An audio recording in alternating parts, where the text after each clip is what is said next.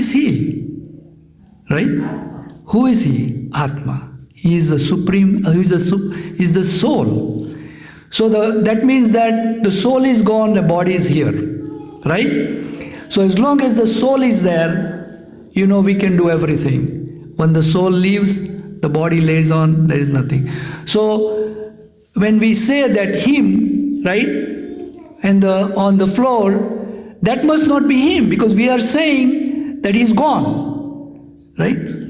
So Krishna says that Kumaram Yovanam Jara Tata Dehantar Papti Dhiras Tatra Namuyate.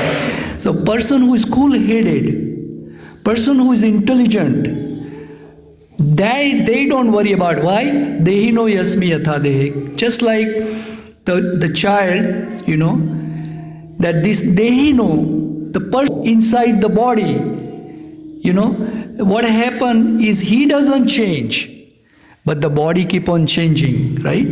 The body goes from the young age to the boyhood, from the child to the boyhood till the young person. And then when this body becomes inhabitable, at that time, the soul kicks out this body and go pick up another body. Yam yam vapi smarana bhave tyajanti ante kalevaram. Kalevaram means the body. Tyajanti means you leave. When you leave this body, whatever the bhav you have, with that you pick up another body. Definitely. It's guaranteed. Krishna says there is no doubt about it. Asansaya. He says that, right? And that's why we are praying to Krishna that please take this soul into your shelter. Today we are praying collectively. Because why we are doing collectively? Because in this age, Kali Yuga, collectively doing this thing has a profound effect. Profound effect. Why? That is been recommended by our Shastras and by Sukadeva Goswami, the speaker of Srimad Bhagavatam. You see, he spoke. He said, Kalo dosam nide rajam, yasmin eko mahan guna, kirtanadi krishnasya mukta sangha param rajit. Kalo adi nidam des, dosam nide. Kalo, in this Kali Yuga, it's a lot of faults in this Kali Yuga. Lot of hypocrisy. We see, right? We see, I wear a very nice saffron, and my job is how can I cut the pocket of other people, right? That's my job. That's hypocrisy, right there. So that's what we are doing, So it says it's so much hypocrisy, so much anxiety. Every step of the way we worry about things, right? We say, oh, this will happen or not happen. What will happen? If I take insurance or not take insurance. Should I take 3 million or 5 million? What if I take 3 million right now and my asset liability increases in about 2 years, then I have to take 5 million. Anxiety all the time. Worries. That's why this world is called Kuntha, full of anxiety. That's why this Vaikunt is called without anxiety. That is Vaikunt. That's why we are trying to go there. Somebody say, where did your father go? We say Vaikunt mein. Yeah. So this one is working properly. Okay. So we say that, right? Where is your dad went? Now we said he went to Vaikuntha. So there is no more anxiety. So similarly, but here Krishna says in Bhagavad Gita that Arjun, he in chapter 2,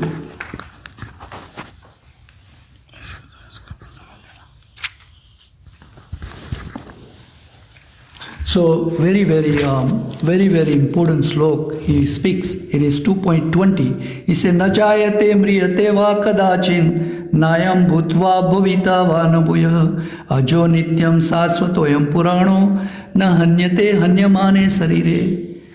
When the body is destroyed, this, for the soul there is neither birth nor death at any time. He has not come into being, does not come into being, and will not come into being. He is unborn, eternal, ever existing, and primeval.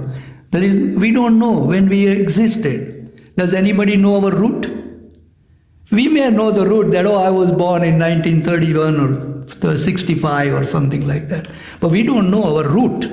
When we existed, we don't know. Krishna says here, we don't know, He said it's primeval, old, He is not slain when the body is slain, he says, When the body is gone, he is not gone, He is continue his journey, you see. And further he says that, Vanchasi jirnani yatha vihaya navani gruhyati naroparani tatha sarirani vihaya jirnani anyani sanyati navani dehi. So that means that as a person puts on new garments, giving up the old ones, the soul similarly accepts new material bodies, giving up the old and useless one. When it becomes uninhabitable, then we pick up another body. It's very, very facts to see, and it's given here, But we are so much attached to our father, our mother, our son, our family members, and that's why we feel, I sit in my car and I think I am the car. So there is a dent in that, I hurt, so much hurt inside. Because we feel like this is my car and this is me as soon as you get into the car. Similarly, I'm in this body and I'm inhabiting this, so that I feel like that this is me, And then whenever something happens, I feel every relationship I attach with my body. So this Bhagavad Gita telling Arjun that you come to that platform that you are not this body. You see, you are a spirit soul. You have been given some time here. Prabhupada explained that in this material world, we may, if you stand on the bank of the sea and you see there are a lot of straws, right? With one wave of the sea, all these straws come on the bank and you see them together, right? But another wave comes in and they are all separated. Same thing with our life, with our family member, with our son, with our friends, with our family members. Same thing. With one life we come here, next life we are not here. And another characteristic of that nainam chindanti sasrani, nainam dahati pavakaha, na chaidam keli antyapo, na sosayati bharataha. He says that the soul can never be cut to pieces by any weapon, nor burned by fire, nor moistened by the weather, nor withered by the wind. So this is spirit soul, and that's what we are. We are spirit soul, but we have to have this understanding through this knowledge of Bhagavad Gita. If we gradually get that, then that spiritual asset prepares us, That's why the Shastras are recommending us that we live material life, but at the same time we also add the spiritual Vedic life in our life. Then when the time of death, or in our family, or in anybody's family, or with our friends, when they depart, we would not feel this what we feel today. You see, we will come up on this. We will start seeing this, that okay, it is fine, Mataji told me, that we all have to come in this material one, we have to leave. So there is nothing we can do. And that much understanding she has created, That's why she's a little bit more steady today, That she knows that we all have to leave someday, And I think that this suffering, which is less for us is better. And we can reduce our sufferings, by living this Vedic principle life. We can definitely reduce it, So here in Srimad Bhagavatam, it's very, very, very nice to hear Srimad Bhagavatam, especially on such a day, Srimad Bhagavatam, it says, Shrunvatam Swakatha Krishna Punya Sravan Kirtanam. Whatever Krishna has told us, whatever Srimad Bhagavatam is spoken, is so auspicious that we should all hear it, So in Srimad Bhagavatam, Canto 6, there is a similar event, There is a king named Chitraketu, and what has happened is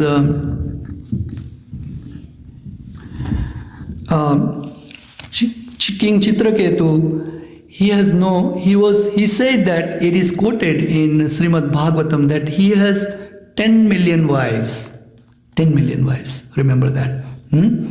But he was barren, all the wives were barren, means they could not produce any child. That was the problem King Chitraketu had, So one time Angira his Angira is a very powerful Muni, is a very powerful saintly person. He goes around. All these saintly person, remember this, you come across, you have to find out who is saintly first. That's the first question, right? And then once you find out that he is the right person, like we are following Srila Prabhupada, we know he is a saintly person. How do we know? By his actions, how the way he lived the life. And there are very people who were very close to him. They can vouch for it that Srila Prabhupada was a saintly person. Like I can vouch for Srila Prabhupada. I haven't seen him, right? But he came in 1966 with very few dollars. He left his family in Calcutta, right? And then after he came, his whole family is still in India. If I would have been here, what I would have done is first I would have brought my family here in America. That let's have everything, settle them, That's what we think, right? Prabhupada has so much money, so much. He spent everything time to propagate the Krishna consciousness, to give every soul, not only in America, in India also. He gave this Krishna consciousness to each and every person he saw. That was his only goal. That's the only reason he came here, So that's why he is a saintly person. He is empowered, Sometimes some saintly persons come, they are empowered, Empowered means they are as powerful as Krishna. Krishna gave them this power, That's why they are called empowered. And that's why they are very, very. So here Angira was also very powerful. And their business, saintly person's business is only how they can propagate Krishna consciousness, how they can give the soul who are suffering in this material world this Krishna's name, and they can have them chant, So here Angira comes to Chitraketu, and Chitraketu says that, I'm so much, he asked, first of all, one quality we all should have is whenever we meet the saintly person, we should be able to offer our services. Not that, you say, okay, you sit down on this table and I'll sit down and we eat together. No, you have to give really, really nice service. We have to respect them for what they have. They are equipped with knowledge. They are called Guru. Guru means heavy, They have so much knowledge. That's how they, right? So we are. So he served him. He was a king, such a big king, right? And that king was sitting down on the floor in front of the Sangira Muni. And so he really liked it, that he's giving him a respect. So he said, everything is okay. Then after he asked the main question, he says, everything is okay. How is your wives and stuff? So then he, when somebody asks us everything's okay 2-3 times, then we say, let me tell them what is my problem, right? That's what we usually do. So he was wanting to have a son, but not successful. I have so many wives, So Angira Muni says that, okay, I will give you the promise or the boon to have the son, but I will also tell you the same, and you will be happy, but the same son will become a cause of your lamentation too at the end. So he wanted the son because he's a king, right? We all wanted son, right? We always say, okay, who is going to run my business if I go? So I want a son, right? That's how we say. So similarly, the king was also, in this material world, he was looking for it. So what happened is Angira Muni gave him this boon, and he has a son. Now everybody is happy in the kingdom. All the wives are happy. And then his first wife he married to, that's the one who got this son, So her name was Kritadyuti. Kritadyuti is the name of the wife of Chitraketu, King Chitraketu. So Kritadyuti is the one who got this. So son was little, and everybody is keeping them in hand. But there was one thing happened, So Chitraketu was more favorable to this wife, Then we always see in this material world, right? If one person is more favorable to the other one, then we usually get a little bit envy. You see, so all other queens were very envious because he was more favorable and he was giving all more services to this Krutadyuti, So what happened is later on that these all other kings planned that let's kill this child because she's the cause that child is the cause for their problems. We also always plan something, right? We plan, okay, if he's doing that, then I'm going to do this. So let's see what happens, right? So similarly, these queens also plan. This is the material world, But Prabhupada gives this example that we all are standing on the bank of a river. And what are we doing? What are we doing? We are throwing rock in the river. And what happens when we throw the rock? Ripples. Right? Round ripple. So we all put one rock each. Everybody has a ripple. So what happened with those two ripples? They bounce with each other. That's what we are doing. Nothing else. If my neighbor has a bigger car, I will get bigger than him. Right? He has a bigger house, I say 10 times bigger. Ripples, we are doing all that. That is the material nature. Right? So this was also happening, and then they got the poison from somewhere and gave it to the child, and child left. Now king and the Gritadruti, they are very, very sad because their son is dying, and they were crying. Nobody can stop them, all this whole paraphernalia of the kingdom, they come and tell the king, no, he fall down on the floor. The queen also fall down on the floor. She has her hair spread everywhere. They are not dressing up, nothing, and they are lamenting big time, Meanwhile, what happened is,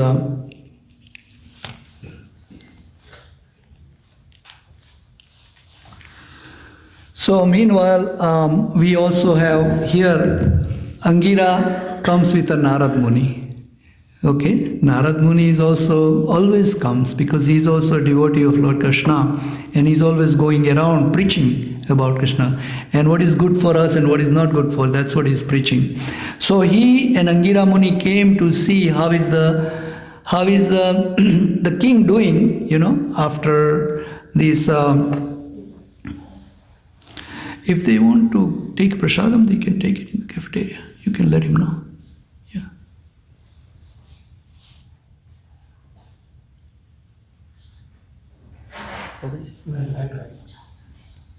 Offer him prasadam.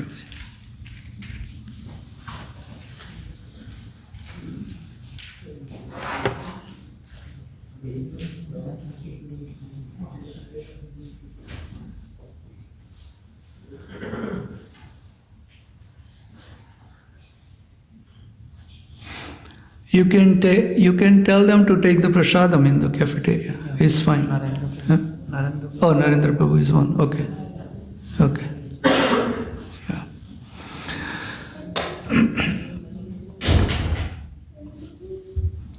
So further what happens is Angira Rishi along with Narad consults Chitraketu as far as possible because they came, both of them, and they wanted to see how is the king doing, And Angira and Narad Rishi came to relieve the king from excessive lamentation by instructing him about the spiritual significance of life.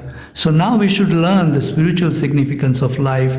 Here, what Angira and Narad is telling the king, what he should do. The great saint Angira and Narad explain that the relationship between father and son is not factual. He says that. This relationship between father and son is not factual. It is simply a representation of illusory energy. We are just thinking, we are illusion. The relationship did not exist before, nor it will stay in the future. So it was not there before. It won't stay in the future also, this relationship. It's just in the present for few years we have relationship, which we are so much attached to. By the arrangement of time, the relationship exists only in present, by arrangement of time. And who is the time? Krishna. Although not unreal, it is not factual. By the direction of the Supreme Personality of God, everything created in the material world is transient. We call it in Las Vegas, people come transient. They are not here forever, right? They come and they go. We used to call a lot like that. Transient people come here, right? Because people come on the strip, they play for a few days and they leave. This was the common thing back so many years ago, Now people are residing here for permanent, but they are transient,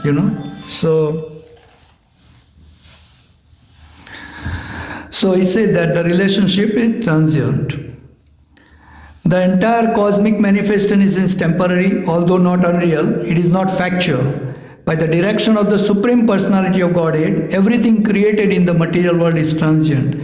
By a temporary arrangement, a father beget a child, temporary arrangement, that we get our son,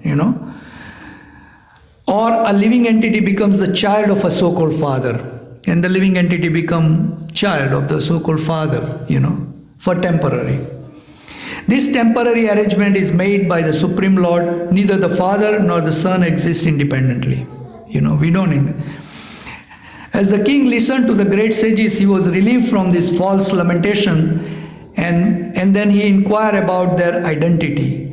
The great sages presented who they were and instructed that all sufferings are due to the bodily conception of life.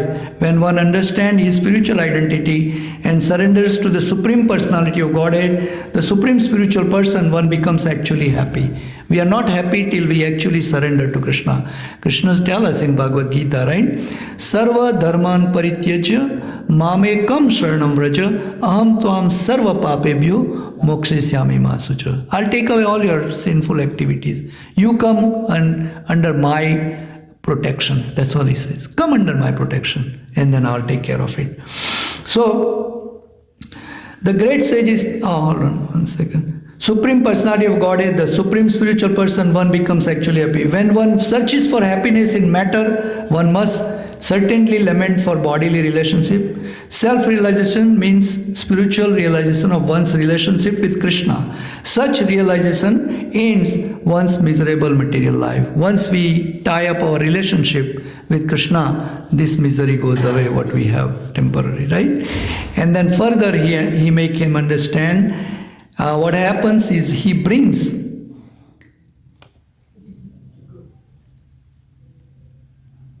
So later on, what happens is now the king want to test it, that how this is. So he said, but I want to see my son one time, So they bring them back, They give them, and when this both the Chitraketu and his wife ask him that he comes back, And then they are lamenting again in the sense they are crying and say, do you remember me? Do you remember me? You are my son, You just left this body, So at that time, this son is telling them that I don't know who you are.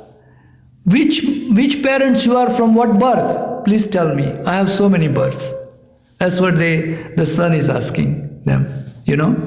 So that tells us, so he doesn't remember, but we are remembering his body and everything. He comes back and we are saying, yeah, you are my son, you are my son, you are my son. I love you, please come back.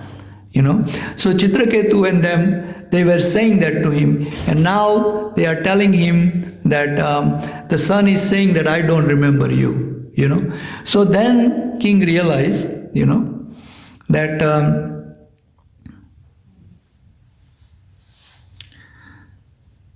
after hearing instruction from their dead child, Chitraketu and his wife could understand that all relationship in this material world are cause of misery. Because they have a shock. They are morose. They are sad because of this temporary relationship which they could not understand. That was the whole thing. And so the queens who had administered poison to the son of Kritadruti were very much ashamed. And they also felt, all those who put the poison into that son, very well ashamed. They atoned for the sinful act of killing a child and gave up their aspiration to have sons. Thereafter, Narad Muni chanted prayers to Narayan, who exists as a Chaturvyu, and instructed Chitraketu about the Supreme Lord, who creates, maintains and annihilates everything, and who is the master of the material nature. After instructing King Chitraketu in this way, he returned to Brahmaloka. These instructions are about the absolute truth and are called the Mahavidya. After being initiated by Narad Muni, King Chitraketu chanted the Mahavidya, and after 1 week he attained the presence of Lord Sankarsan. So he was like later on, Narad Muni gave him one mantra. So he was chanting for last 7 days, and after 1 week he attained, and he go into the abode of Chitraketu. Sankarsan. Sankarsan is Lord Vishnu, and there he sees everything. And then after he became a devotee of Lord Vishnu, and this is how it ends. So basically,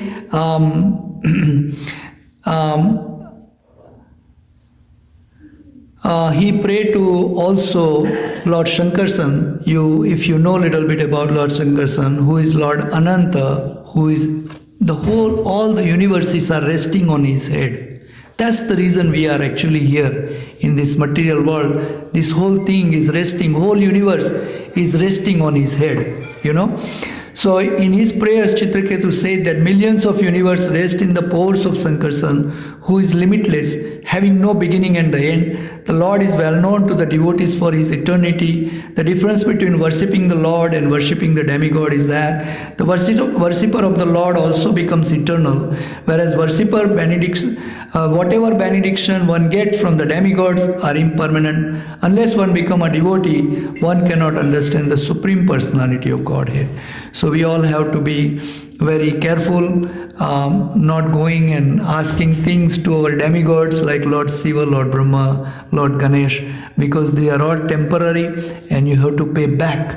You are indebted by asking whatever they will give you, because you are chanting their names and asking for it. Especially Lord Shiva, who is called Asutos, right? He immediately give you what you wanted, So that's there. So I think that from this story we can learn that we should not be lamenting. We are temporary, and our goal is to become Krishna conscious, so that we can understand this, that we are not this body, we are a spirit soul, and we have a relationship between Krishna, the Supreme, and we are a little soul, that there is a relationship. And that loving relationship we have to rekindle, so that we can become immortal, actually speaking, because we won't feel